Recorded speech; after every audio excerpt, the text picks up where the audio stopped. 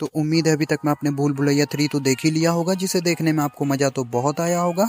But बात अगर movie की एंडिंग की करें तो वो हमें बहुत ज़्यादा क्रिंज लगती है। आपको लगी कि नहीं वो तो मुझे नहीं पता, बट मूवी की एंडिंग सच में हमें बहुत ज़्यादा निराश करती है। मतलब कब कैसे कहाँ क्या हुआ वो समझने में हमारा दिमाग खराब हो जाता है। और फाइनली कुछ देर सोचने के बाद हमें ये समझ आता है कि अच्छा तो ऐसा था क्या।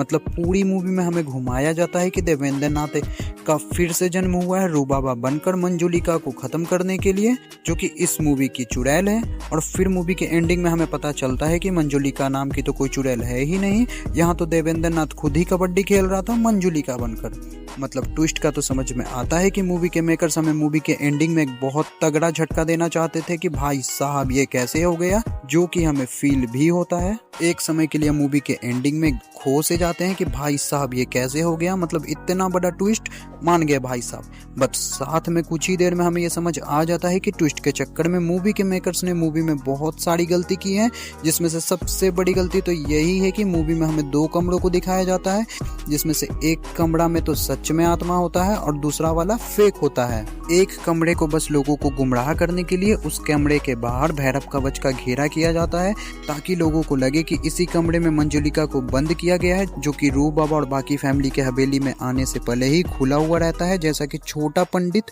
और ये दोनों रूह बाबा को बताते हैं। वो तीनों रूह बाबा को बताते हैं कि वो तीनों बहुत दिन पहले ही इस हवेली में एंट्री ले चुके थे, जहाँ पर कि मंजुलिका का जो कमरा है, जो कि फेक कमरा है, ऑलरेडी पहले से खुला हुआ था, जिसे किसने खोला कोई नहीं जानता। मतलब उस कमरे को पहले ही से किसी ने खोल दिया था, यहाँ तक कि उसका भैरव कवच भी हटा हुआ था।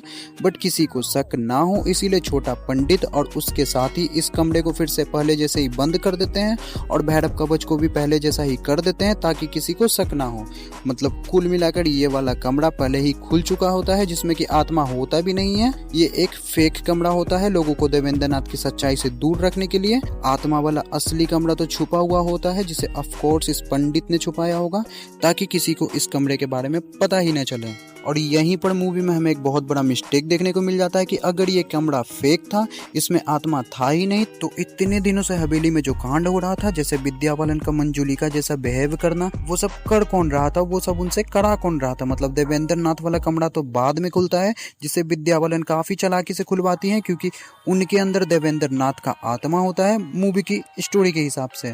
बट सोचने वाली बात तो ये होती है कि जब विद्या बालन मंजुलिका की एक्टिंग कर रही होती है, तब तो देवेंद्र नाथ का कमरा खुला ही हुआ नहीं होता है, तो वो बाहर कैसे निकला। और अगर वो बाहर नहीं निकला तो विद्या बालन ऐसी अजीबो गरीबो हरकतें क्यों कर रही है और कैसे कर रही है। तो भाई साहब ये मूवी में एक बहुत जरूरी पॉइंट है, जिस पर बहुत से लोगों ने ध्यान नहीं दिया है कि कैसे, मतलब मूवी के एंडिंग में हमें ऐसा दिखाया गया है कि देवेंद्र नाथ विद्या बालन और माधुरी दीक्षित से ये सब हरकतें करा रहा था।